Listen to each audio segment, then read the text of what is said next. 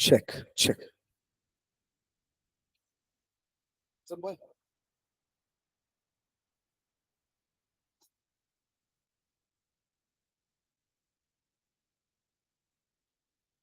Check. All right, let's begin with our second session. दूसरे session की ओर हम जाएंगे. Before we look at the New Testament books, let's do some explanation. नए नियम के किताबों में जाने से पहले थोड़ा सा जो है हम थोड़ा सा और विस्तार में देखेंगे. In the Christian community, you basically see two main Sects. yeah. Okay. You have two main kinds of sections. और मसीही धर्म के अंदर दो प्रकार के जो ग्रुप होते हैं, जो दो प्रकार के विभाजन होते हैं. You have the Catholics and you have the Protestants. एक है कैथोलिक्स, एक है Protestant. The Catholics teach that you get salvation by doing good works. और कैथोलिक धर्म के अंदर के क्या बोला जाता है कि आप अपना भले काम के द्वारा आप जो हो स्वर्ग अपना उद्धार प्राप्त कर सकते हो. So in the apocryphal books, you have many things written which give the impression that salvation is by doing good works. और जब अपोक्रिफा किताबों के बारे में हम देख रहे थे, उस अपोक्रिफा किताब के अंदर ऐसे लिखे गए कि आपको जो उद्धार मिलेगा वो आपके कार्य पर आधारित है. But that is not what Jesus taught. वो नहीं है सत्य बात जो यीशु मसीह आपको जो सिखाता है. Jesus never said that you can get salvation by doing good works. और यीशु मसीह ने कभी भी ऐसा नहीं बोला कि आप भला काम करोगे तो आपको उद्धार मिल जाएगा. How much ever good works you do, you will never become perfectly righteous and holy. और जितना कुछ अच्छा काम कर लो आप, तभी भी आपको सही मायने से धार्मिक नहीं बनाया जा सकता. Jesus Christ, he paid the punishment for our sins. और उसने जो है हमारे हमारे पापों के लिए अपना एक मूल्य चुकाया. That is the reason why we have salvation. इसी कारण से हमें जो है उद्धार मिला है. So even if you do 1 billion good deeds, अगर आप 1 बिलियन अच्छे कर्म कर भी लो, and if you do one sin, लेकिन अगर आपने एक पाप कर दिया, that one sin will take you to hell. और वो एक पाप जो है आपको नरक की ओर ले जाएगा. Jesus Christ paid the price for that one sin. और यीशु मसीह ने वो एक पाप के लिए मूल्य चुकाया. That's the reason why you have salvation. और इसी कारणवश हमें उद्धार मिला. I think it is in James 4:20. I'm not very sure. मुझे सही रीति से याद नहीं आ रहा, हो सकता है याकूब 4:20 में हो. It says even if you break one law, it is equal to breaking all the laws of God. और उसमें लिखा है कि एक नियम को भी अगर आप तोड़ दो, उसका मतलब है कि आपने परमेश्वर के द्वारा दिए हुए सारे नियम को तोड़ दिए. So nobody can get salvation by doing good works. और कोई भी व्यक्ति जो है भला काम, अच्छे काम कर्म करके उद्धार को प्राप्त नहीं कर सकता. The only reason we get salvation is because Jesus Christ paid the price for us. और इसी कारणवश हमें उद्धार मिल सकता है क्योंकि यीशु मसीह ने हमारे लिए एक मूल्य चुकाया. So only through Jesus' sacrifice you and I can get salvation. और यीशु मसीह के बलिदान के कारण ही मुझे और आपको उद्धार मिल सकता है. That is why we say that the apocryphal books are wrong. इसीलिए हम कहते हैं कि अपोक्रिफा किताबें जो है वो गलत है. They talk about salvation by good works. और वो लोग भले काम के द्वारा उद्धार के विषय में कहते हैं. They are teaching something which is not taught by Jesus Christ. और वो लोग वो सिखा रहे हैं जो यीशु मसीह के द्वारा नहीं सिखाया गया. So when Martin Luther, a German reformer, when he was living, और मार्टिन लूथर जो जर्मन का एक सुधारवादी कार्य करने वाला एक व्यक्ति था, he said to the Catholic Church, what you are teaching is wrong. और वो सिखाने लगा, वो कहने लगा कि कैथोलिक सभा से कि तुम लोग जो सिखा रहे हो वो गलत है, Salvation is only through Jesus Christ. और उद्धार जो है सिर्फ ये और सिर्फ यीशु मसीह के द्वारा प्राप्त किया जा सकता है। So he said we should follow only the canonical books which are teaching the correct thing.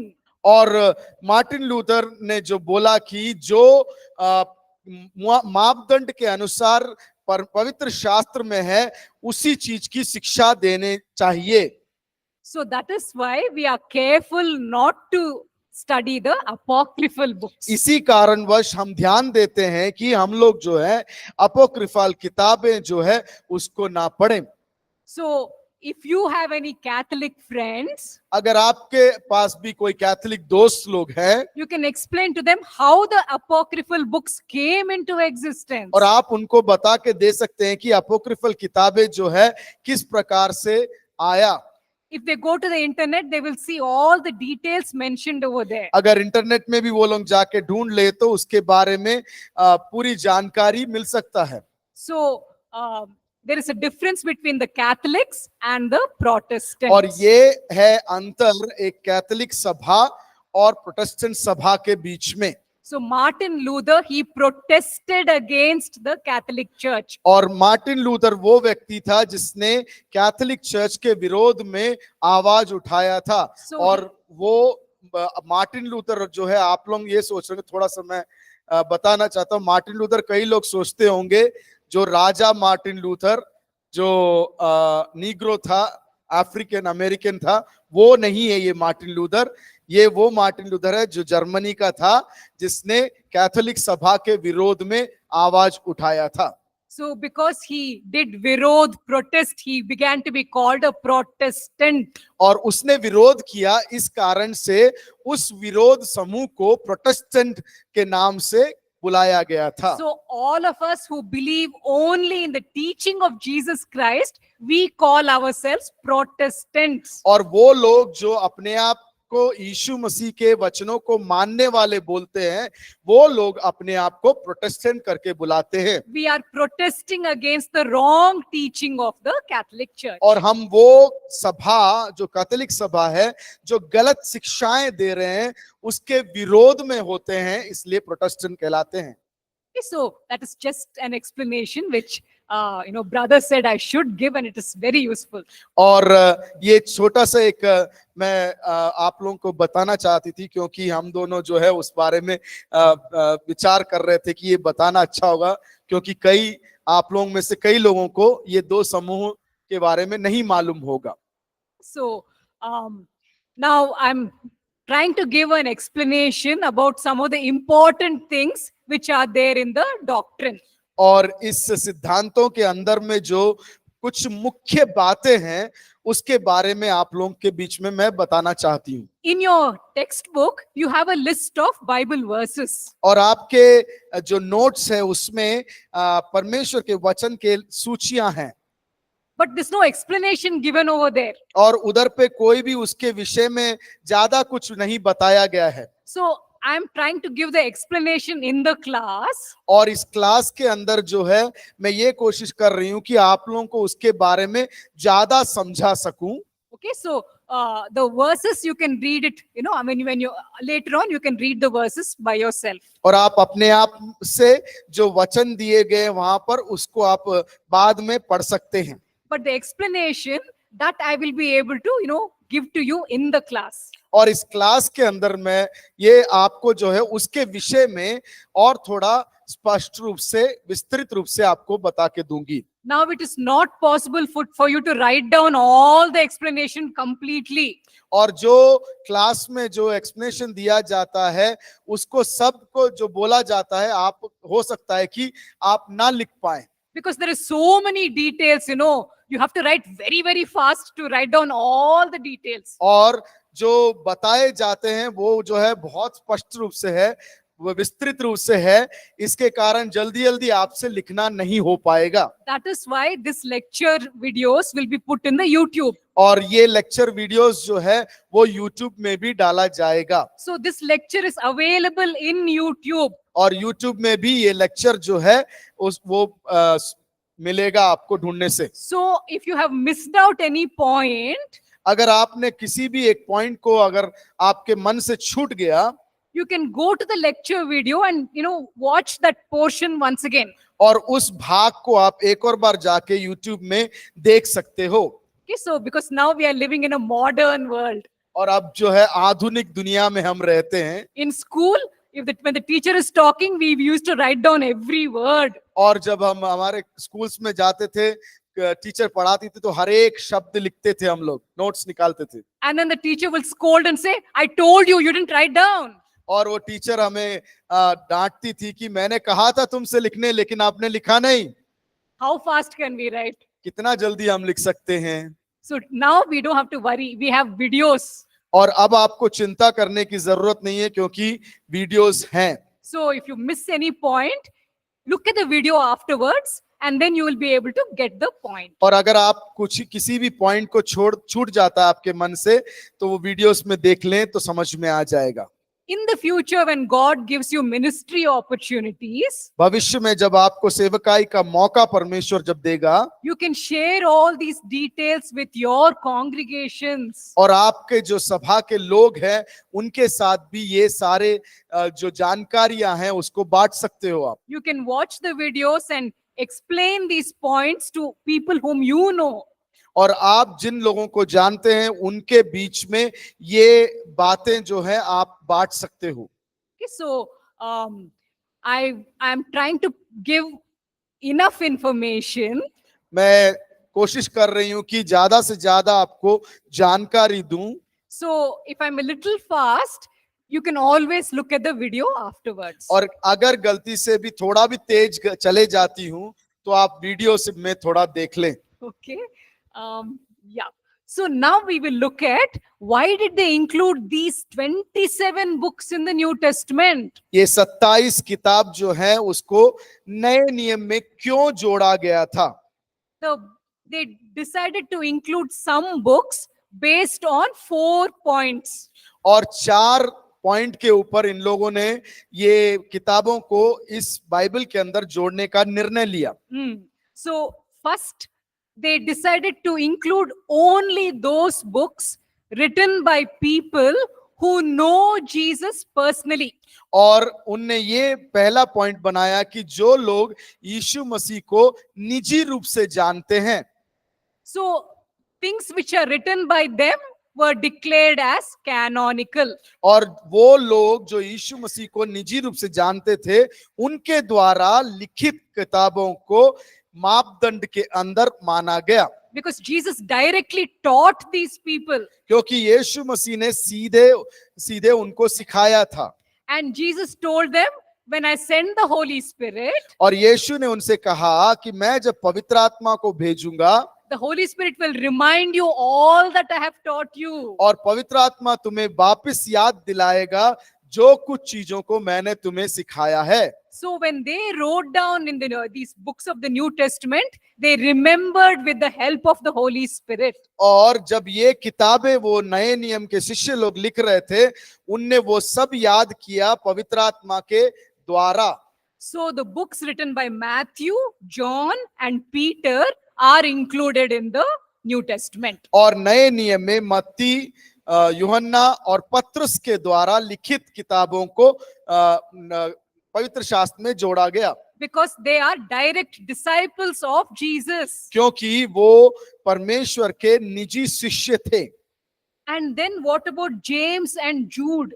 और याकूब और यूद के बारे में क्या? James and Jude were the half brothers of Jesus. और याकूब और यूद जो है यीशु मसीह के आधे भाई थे। So they also knew Jesus personally. और वो भी यीशु मसीह को निजी तरीके से जानते थे। On many occasions, they would have heard Jesus' teachings directly. और हो सकता है कि कई परिस्थितियों में उन लोगों ने यीशु को सिखाते हुए सुना होगा। In Galatians 1:18 and 19, गलातियों 1 का 18 और 19 में the name of Jesus' half brother is mentioned. और यीशु मसीह के जो आधे रिश्ते के भाई हैं उनके बारे में लिखा हुआ है। Whose name is mentioned in Galatians 1:18, 19? किनका नाम लिखा गया है गलातियों 1 का 18 और 19 में? Which half brother's name? उनके रिश्ते में कौन कौन से आधे भाई? James. In जो Galatians 1:18, 19 में किसका नाम लिखा गया है? James, right? That's James. James, okay. हाँ. And then in Jude, which is this, the right at the end of your old New नए Testament. नियम में जो आखिरी किताबों के पास में आता है यूद, In the first verse, और उसके पहले वचन में what does it say? उसमें क्या लिखा हुआ है? It says Jude, a brother of James. उसमें लिखा है यूद जो यीशु मसीह का भाई था। No, brother of James. याकूब का भाई था। So James and Jude are half brothers of Jesus. और यूद और याकूब जो है यहूदा और याकूब जो है वो यीशु मसीह के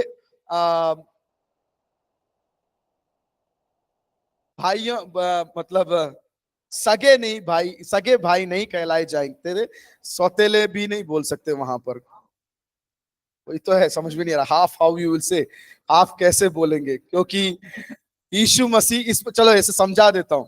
यीशु मसीह जो है पवित्र आत्मा के द्वारा मरियम के में से पैदा हुआ, लेकिन यूसुफ और मरियम के जो रिश्ते से पैदा हुए बच्चे थे यहूदा और याकूब। समझ में आ गया होगा? आधा भाई इसलिए कहा जाता है, सौतेले नहीं हो सकते। Okay. What about Mark and Luke? मरकुस और लूका के बारे में क्या? Why are their books mentioned in the Bible? उनके किताबों को क्यों इस पवित्र शास्त्र में पाया जाता है? Mark was personally discipled and mentored by Peter.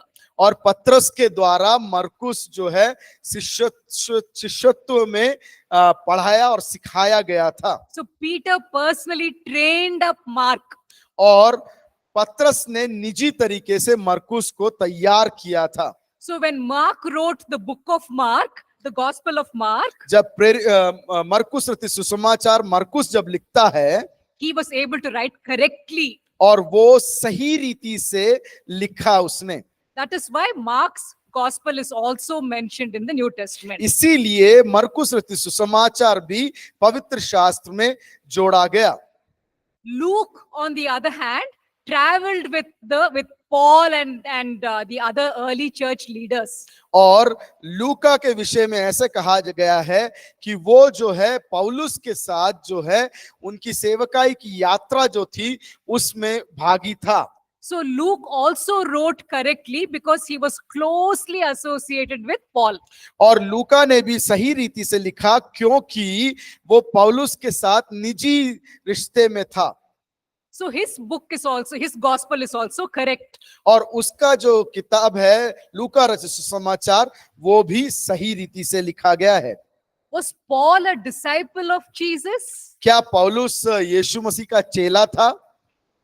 Was Paul a half brother of Jesus? क्या पौलुस यीशु का माता पिता से पैदा हुआ है? Then why is Paul's writings included in the New Testament? अगर ऐसा नहीं है तो पौलुस का जो लेख है उन सबको परमेश्वर के वचन में क्यों जोड़ा गया? Galatians chapter 1 verses 11 and 12. गलेशियों 1, 11 और 12। Yeah, someone can read out.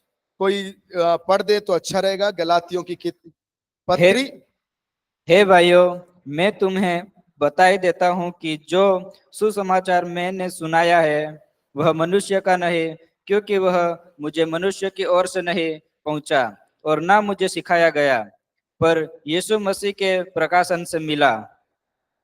He says, I received this gospel directly from Jesus Christ. और वो कहता है यहाँ पर कि मैंने ये जो सुसमाचार को प्राप्त किया उसको सीधा परमेश्वर यीशु से प्राप्त किया।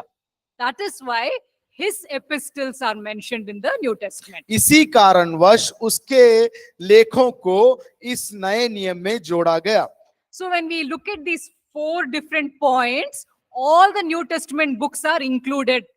और इसी 4 सूचियों के हिसाब से जो है ये सारे नए नियम के किताबों को पवित्र शास्त्र में लिखा गया। Only one New Testament book is still left, book of Hebrews. और एक किताब है इब्रानियों की किताब जो बाकी बचता है। Book of Hebrews, nobody knows who the actual author was. इब्रानी की किताब जो है सही मायने से कोई भी नहीं जानता है कि कौन है उसका लेखक। Why was it included in the New Testament? लेकिन क्यों उसको परमेश्वर के वचन के अंदर जोड़ा गया? The early church leaders, all of them accepted that the book of Hebrews was written by a inspired, person of God. और सारे पहले शताब्दी के जो अगुवाई करने वाले, कलीसिया के अगुवाई करने वाले लीडर्स थे, अगुवे थे, उन सब लोगों ने ये मान लिया कि इब्रानियों की किताब जो है परमेश्वर के द्वारा प्रकाशित किया गया था और एक उस प्रकाशन को प्राप्त किए हुए व्यक्ति ने लिखा है। One of the early church leaders was a man named Origen. Oregon का एक आदमी था जो पहले शताब्दी, पहले दशकों में एक अगुवा था। He wrote in his writing, उसने अपने लेख में ऐसा लिखता है that the book of Hebrews talks about the majesty of Christ's glory. और वो लिखता है कि इब्रानी किताब में यीशु मसीह के महिमा के बारे में और महिमा के बारे में लिखा हुआ है।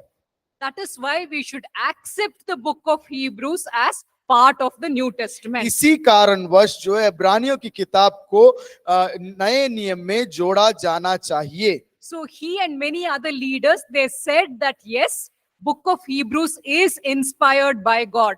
और इसी प्रकार कई उस समय के पहले दशक के जो अगुवे थे, उन लोगों ने ये निर्णय लिया कि इब्रानी की किताब सच में परमेश्वर का वचन है, उसके द्वारा बताया, प्रेरित किया गया था। So again and again, we have been using this word inspired by God. और बार बार हम ये शब्द को इस्तेमाल कर रहे हैं, परमेश्वर के द्वारा प्रेरणा प्राप्त किया गया। What does it mean when we say that God's word is inspired? What does it mean? हम जब कहते हैं कि परमेश्वर का वचन प्रेरित है तो क्या समझते हैं? God gave the wisdom to some people, anointed people. और परमेश्वर जो है उसकी बुद्धि कुछ अभिषेक से भरे हुए लोगों के अंदर डालता है। And then they were able to write down the thoughts and ideas which God was giving them. और तब वो लोग परमेश्वर के द्वारा प्राप्त किए गए बातों को, अभिप्राय को लिख पाए। They wrote it in their own words. उन्हें अपने ही शब्दों में उसको लिखा था। But the ideas were given by the Holy Spirit to them. लेकिन वो जो सुझाव था वो पवित्र आत्मा के द्वारा दिया गया था। So God did not do direct dictation. परमेश्वर ने जो है उनको सीधा सीधा लिखने के लिए बताकर नहीं दिया। He didn't say write this word, then write this word, and then write this word. परमेश्वर ने ऐसा भी नहीं बोला कि ये शब्द लिखो, उसके बाद ये शब्द लिखो, उसके बाद ये शब्द लिखो। We call it dictation. उसको कहते हैं एक व्यक्ति को बोलकर लिखवाना। But God did not inspire in that way. लेकिन परमेश्वर ने उस प्रकार से लोगों को प्रेरित नहीं किया। He gave them his thoughts and his ideas. वो परमेश्वर ने उसके सोच और विचारों को मनुष्य के अंदर डाला, He also told them to use some particular words sometimes. और कभी कभी प्रत्येक कुछ शब्द प्रभु ने बोला कि इस्तेमाल में लाया जाए। So the people, when they finally wrote it down, they wrote it down in their own style. और जब लोगों को ये प्राप्त करने के बाद उनने लिखना शुरू किया, उनने अपने ही तरीके से लिखना शुरू किया। Let us use a small example to understand एक this. एक छोटा उदाहरण लेंगे ताकि हम इसको समझ पाए। Let us say I will ask 3 students to write down a message and give it to Pastor Nancy. और मैं ऐसा एक उदाहरण कहती हूँ कि आप 3 लोगों स्टूडेंट्स को, छात्रों को कहती हूँ मैं कि आप छोटा सा संदेश लिखे और पास्टर नैन्सी के हाथ में दे दे। This is the message which I want you to write. और ये है जो संदेश होना चाहिए उसमें। Early in the morning, I went to Pastor Nancy's house. और सुबह के समय पर मैं पास्टर नैन्सी के घर पे गई थी, I went along with some friends, और मैं अपने दोस्तों के साथ गई थी, but she was not there in the house. लेकिन वो अपने पास्टर नैन्सी अपने घर पे नहीं थी। In the hall, we saw one cat sitting. और उस घर के हॉल के अंदर एक बिल्ली को बैठे हुए देखा, A black cat was sitting there. और एक काला बिल्ली बैठा हुआ था, And that cat was staring at something. और वो बिल्ली जो है किसी एक चीज के ऊपर ध्यान लगाकर बैठा था। And then we realized the cat is looking at a rat. और तब हमें समझ में आया वहां पर एक चूहे के ऊपर वो बिल्ली देख रहा था। Please write down this message and give it to Pastor Nancy. और ये संदेश को आप कृपया लिख लें और पास्टर नैन्सी के हाथ में दे दें। So I'm asking 3 students to write down this simple message. और ये 3 छात्रों को मैं ये संदेश को, साधारण जो संदेश है उसको लिखने को कहती हूँ। The 3 students will write it differently. लेकिन ये तीनों छात्र लोग जो हैं वो लोग संदेश को अपने अलग अलग तरीके से लिखेंगे। Maybe one person will not mention at what time we went. और हो सकता है एक व्यक्ति ना लिखे कि वो हम लोग कब गए। Maybe one person will not mention the color of the cat. हो सकता है कि एक व्यक्ति उस बिल्ली का रंग ना लिखे। Maybe one person will say Deepika ma'am went. हो सकता है एक व्यक्ति लिखेगा कि दीपिका मैम गई थी। That person will not mention that she went along with some friends also. वो हो सकता है वो व्यक्ति ऐसा ना लिखे कि वो दीपिका मैम जो है अपने दोस्तों के साथ गई थी। So different people will include different details. और अलग अलग लोग जो है अलग अलग तरीकों को नहीं तो संदेश को लिखेंगे। On the other hand, if it was a dictation style, अगर दूसरे रीति से सोचे तो अगर वो बताकर लिखने का शैली होता, if I say all of you open your books, write down these words. अगर मैं कहती कि तुम लोग सब लोग जो है अपने किताब को खोलो और मैं अभी जो बोलने वाली हूं उसको लिखो। In the morning, I went to Pastor Nancy's house. सुबह के समय पर मैं पास्टर नैन्सी के घर गई थी। Then everyone will write the exact same sentence which I am telling. और वो जो सेंटेंस बोला जा रहा है वो करेक्ट आप लिखेंगे। That is not how God inspired the Old Testament writers. और उस प्रकार से नहीं था जो पुराने नियम में और नए नियम में परमेश्वर ने प्रेरणा के द्वारा लिखवाया। He gave the thoughts and ideas. He allowed the people to write in their own words. और उन परमेश्वर ने उनको उस परमेश्वर का सोच और विचार उनके मन में डाला और उनके हिसाब से लिखने का अनुमति दिया। The Holy Spirit asked them to include some details. और पवित्र आत्मा ने कुछ विशेष बातों को उसमें जो लिखने के लिए कहा। He told them to ignore some other details. और पवित्र आत्मा ने कहा कि कुछ ऐसी बातें हैं उसको तुम उसमें मत लिखना। So Holy Spirit decided what should be included, what should not be included. पवित्र आत्मा ने निर्णय लिया कि क्या उसमें आना चाहिए और क्या नहीं आना चाहिए। That is why when we look at the 4 Gospels, they are different. इसीलिए हम देखते हैं 4 जो किताब हैं, सुसमाचार के किताब हैं, वो एक दूसरे से अलग है।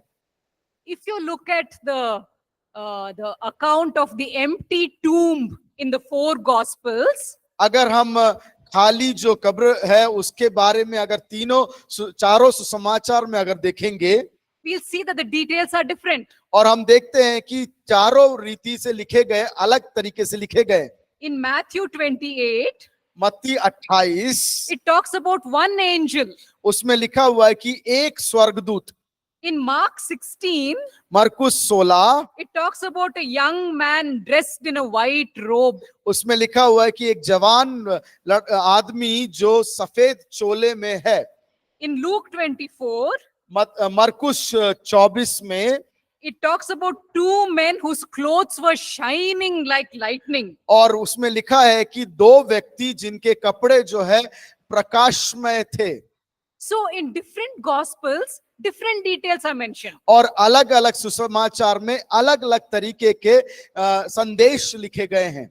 So the Holy Spirit decided what should be included, what should not be included. और पवित्र आत्मा ये निर्णय लेता है क्या इसमें जोड़ा जाना चाहिए और क्या इसमें नहीं होना चाहिए। So some people, they criticize the Bible and they say, oh, your Bible is completely wrong. और कुछ लोग आपको बुरा भला कह के कह सकते हैं कि आपके बाइबल में जो है सही रीति से नहीं लिखा गया। They'll say, what is this? In one place it says one angel, in the other gospel it says two angels. क्या है ऐसा कि आपके एक जगह पर भाग पे लिखा हुआ है कि एक दूत था, किसी एक भाग में लिखा हुआ है दो दूत थे। That is because different people are writing using their own style.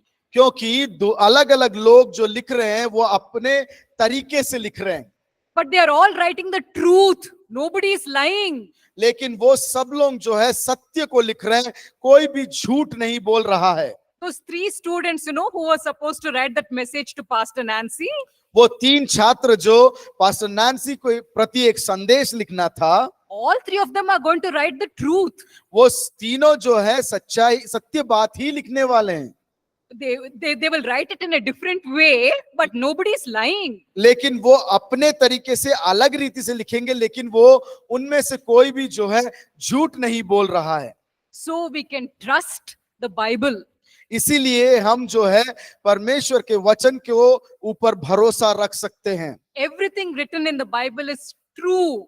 सब जो परमेश्वर के वचन में लिखा गया है वो सत्य है। It's just that in some places some details are given, in other places other details are given. और ऐसा है कि कुछ जगहों पर जो है स्पष्ट रीति से है, कुछ जगहों पर कम रीति से दिया गया है। But all the Bible is true. लेकिन परमेश्वर का वचन जो है, पवित्र शास्त्र जो है सत्य है। So we can trust the Bible. और इसीलिए हम परमेश्वर के वचन के ऊपर भरोसा कर सकते हैं। We will very quickly now get into the next doctrine. और जो अगला सिद्धांत है उसकी ओर हम जल्दी से जाएंगे। Each day we will try to cover two doctrines. और हर एक दिन दो सिद्धांतों को हम पढ़ने की कोशिश करेंगे। So now we will look at the doctrine of God. परमेश्वर के सिद्धांतों को हम देखेंगे। If I have a habit of talking and talking. अगर मेरे में एक आदत है कि मैं बातचीत करते रहूं, So if you have a question, you have to put up your hand.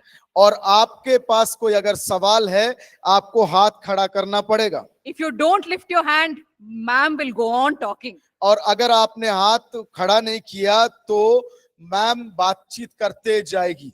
Okay, so it is very, very important to clear your doubts. और इसीलिए आपके संकोच को, संदेह को समझना बहुत जरूरी है। So if you have a doubt, please put up your hand. अगर आपके पास कोई भी संदेह है तो हाथ कृपया ऊंचा उठा लें।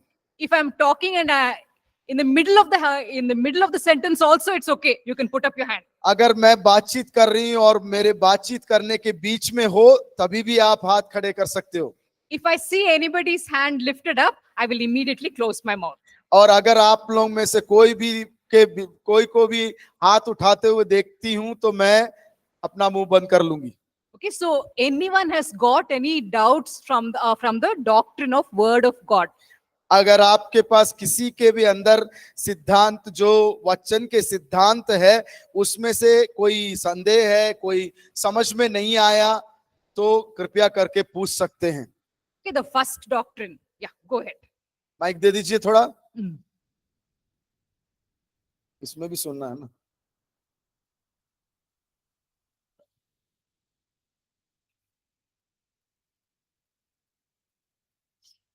इंग्लिश और हिंदी में कब बाइबल आया, ये इसमें नहीं हमको पता चल पाया। So the first English translation was in 1600s. और पहला अनुवाद जब हुआ था English. 1600 के दशक में हुआ था। The King James Bible, that was the first English translation in 1600 and something. 1611 Is I it? have that. Okay, 1611. Sir knows. तो 1600 के शतक में 1611-10 उस शतक में हुआ था, और वो लिखा गया था उस समय की महारानी राज, वहां की जो इंग्लैंड की महारानी के नाम के लिए तोहफा देने के लिए इंग्लिश में। And then when the missionaries started coming to India in the 1800s, जब मिशनरीज जो है, सेवक लोग जो है 18वीं सदी में आना शुरू हुआ, they began to translate into many of the Indian languages. और वो लोग जब हिंदुस्तान में आए अलग अलग भाषाओं में अनुवाद करना शुरू किया।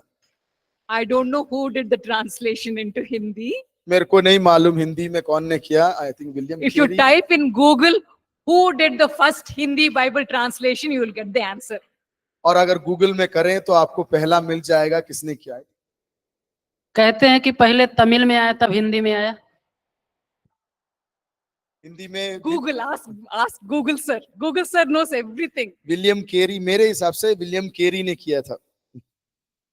He did into Bengali first. He Then did maybe in other different languages. I know. languages. He was the one who Such did a it into learned Hindi. man he was. In Hindi first, he is the one. Yeah. Maybe. Tamil में आया था।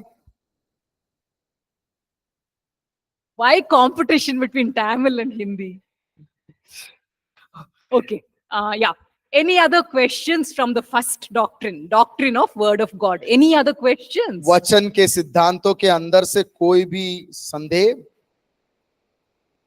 Because doctrine of God is waiting. Second doctrine. और परमेश्वर के सिद्धांत जो है वो दूसरे सिद्धांत की ओर जाने के लिए इंतजार में है। Okay. Fine. Okay.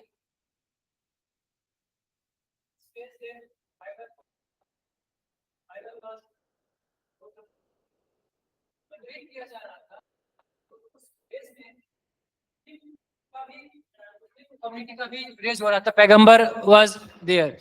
तो as we studied in last week कि we have to share our gospel to Muslims community also, तो क्या कुछ ऐसे बुक जो आपने अभी शेयर बताया था, I cannot pronounce this that word, Apocrypha. so तो क्या कुछ ऐसे बुक्स कुरान में भी हैं, या कुरान में जैसे हमारे पास 66 बुक हैं बाइबल में, तो मेरा क्वेश्चन है कि क्या कुरान में भी ऐसे बुक को शामिल किया गया जैसे कि कैथोलिक बाइबल में शामिल? रिलीजन के क्लास में पूछने वाला सवाल है। नहीं, लेकिन आया तो अभी ना, क्योंकि Asking about New Testament.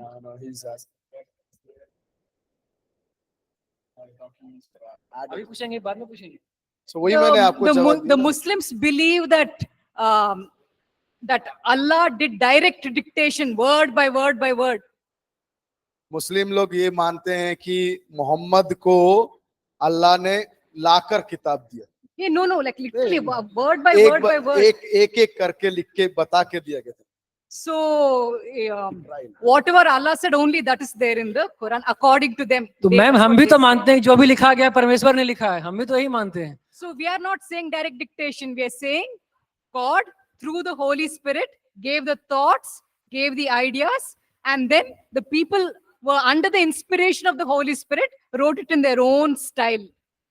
So, and it happened over many centuries, because Moses books were written very long ago, in around 4000 BC or so. And then if you look at Ezra and Malachi, those were written much later, maybe around 600 BC. So, it took a long time for the Old Testament books to be written over a long period of time. On the other hand, the Quran, according to them, they say that Allah was dictating and this man was writing down word by word. It all happened in one, maybe over a period of few months. So how do I explain all that in Hindi? How to explain? Skip this, ma'am. You got I'll it right read. approximately. Huh. Yeah. Anything else? Any other questions? और कोई सवाल इसमें से पूछे, subject के बाहर मत पूछना. Okay, we shall get into the doctrine of God. Second topic. दूसरा जो है इसमें तीसरा पाठ, परमेश्वर के सिद्धांत. We will look at some of the main attributes of God. हम लोग जो है परमेश्वर के कुछ गुण उसके विषय में हम देखेंगे. We will look at, there are many important attributes of God given in your notes. और आपके नोट्स में अगर देखें, किताब में देखें जो दिया गया है, उसमें कई गुण हैं जो परमेश्वर के दिए हुए हैं. So you can read all of them. It's in very simple. All the verses are very simple. You can read all the attributes of God which are mentioned in the notes. और जो आपके notes हैं उसमें जो दिए गए परमेश्वर के गुण हैं, उसके बारे में आप जो है परमेश्वर के वचन दिए हुए हैं. वो आसान है, सरल है, उसको आप एक एक करके आप पढ़ सकते हैं. Today we will just look at the explanation of some points. और कुछ ही भागों का जो है हम लोग प्रत्येक तरीके से उसके बारे में सीखेंगे.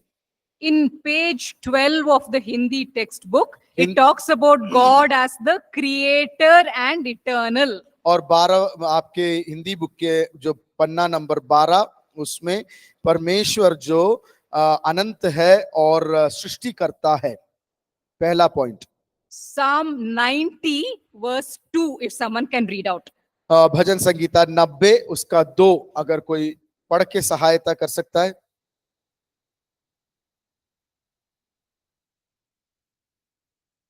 इससे पहले कि पहाड़ उत्पन्न हुए, या तूने पृथ्वी और जगत की रचना की, वरन अनादिकाल से अनंत काल तक तू ही परमेश्वर है. It says over here that God has existed from everlasting to everlasting. यहाँ पे लिखा हुआ है कि परमेश्वर जो है अनादिकाल से है. So God did not come into existence. उसका मतलब यह है कि परमेश्वर अचानक से नहीं आया है. He was always there. वो हमेशा हमेशा से था. God does not have a beginning परमेश्वर का एक प्रारंभ नहीं है, because he always existed. क्योंकि वो हमेशा से था. So from everlasting to everlasting, God has always been there. वो अनंत काल से वो था वहां पर. Jesus Christ is also eternal in the same way. और यीशु मसीह भी उसी प्रकार से अनंत काल से अनंत काल तक है. In John chapter 1 verse 1, which we all know by heart. यूहन्ना 1:1 जो हम सब लोग अपने जानते हैं, If someone can read out that. वो कृपया पढ़ दे. आदि पढ़िए आदि में वचन They know it था by heart. पढ़िए पढ़िए पढ़िए.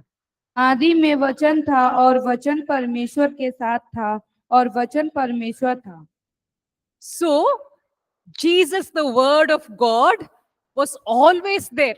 In the beginning, he was already there. परमेश्वर जो वचन था वो पहले से ही था. And Jesus, who is the word of God, he was also already there in the beginning. और आरंभ के समय पर यीशु मसीह जो वचन के था वो था. In Colossians 1, 15, 16, 17, Col- it's Sorry. go ahead. Colossians 1, 15, 16, 17. कोलोसियों 1 का 15 से लेके 17 में If someone can read out. पढ़िएगा जरा। वह तो अदृश्य परमेश्वर का प्रतिरूप और सारी सृष्टि में पहलौठा है, क्योंकि उसी में सारी वस्तुएं की सृष्टि हुई, और स्वर्ग की हो अथवा पृथ्वी की, देखी या अनदेखी, क्या सिंहासन, क्या प्रभुताएं, क्या प्रधानताएं, क्या अधिकार, सारी वस्तुएं उसी के द्वारा और उसी के लिए सृजी गई है। वही सब वस्तुएं में प्रथम है और सब वस्तुएं उसी में स्थिर रहती है।